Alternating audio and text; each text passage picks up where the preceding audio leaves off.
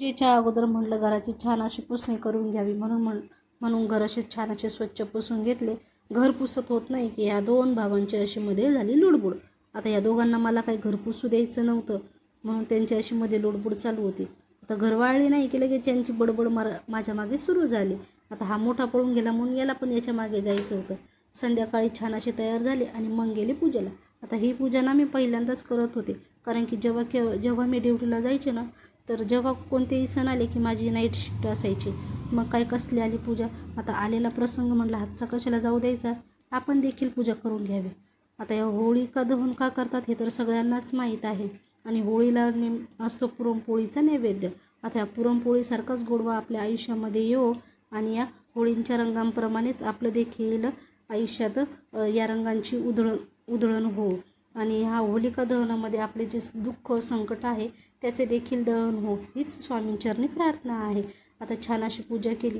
पूजेला ना मी नैवेद्याचा म्हणजे गूळ नैवेद्यासाठी ठेवला होता, कारण स्वयंपाक माझा मम्मीकडेच होणार होता. म्हणून छान पूजा केली आणि गेलो मग मम्मीकडे. तर मम्मीने छान अशा मस्त गरमागरम पुरणपोळ्या केल्या होत्या. आता ह्या मम्मीच्या पुरणपोळ्या बघून मला देखील छान पुरणपोळ्या येतात बरं का. एक दिवस नक्कीच रेसिपी तुम्हाला दाखवेन.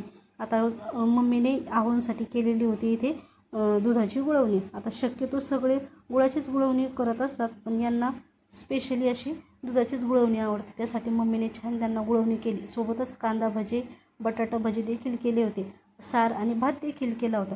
मम्मीने छान असा स्वयंपाक केला आणि आम्ही केले मग छान असे जेवण. आता इथे आहोंचं आणि माझ्या पप्पांचं जेवण, पप्पा म्हणजे आम्ही पप्पा म्हणत नाही, त्यांना बाबाच म्हणतो. माझ्या बाबांचं आणि आहोंचं झालं जेवण आणि मग राहिलो होतो माझा छोटा भाऊ, मम्मी आणि मी. तर आम्ही देखील जेवणं केले. मग नंतर मला करायचं होतं माझ्या गणूला बाळाच्या जेवणाची देखील व्यवस्था. त्याला काहीच बनवले नव्हते. मग मी त्याला छान अशा शेवगाच्या शेंगा शिजवून घेतल्या आणि त्या मिक्सरला ग्राइंड करून घेतल्या. आता या सगळ्या ग्राइंड केलेल्या शेंगा आहेत. आता गाळणी तर काही नव्हती म्हणून चहा गाळणीच इथे जुगाड केलं आणि सगळं रस त्याचा काढून घेतला. आता एवढा जो रस निघाला आहे त्याची छान अशी फोडणी द्यायची. सोबतच आता इथे मी पातेल्यामध्ये थोडंसं तूप घातलं आणि थोडं लसण, जिरं आणि मोहरीची फोडणी दिली आणि बारीक केलेली पोळी त्यामध्ये छान अशी परतून घेतली, जेणेकरून ते मिक्स व्हायला त्याला म्हणजे शिजायला जास्त वेळ लागणार नाही यासाठी.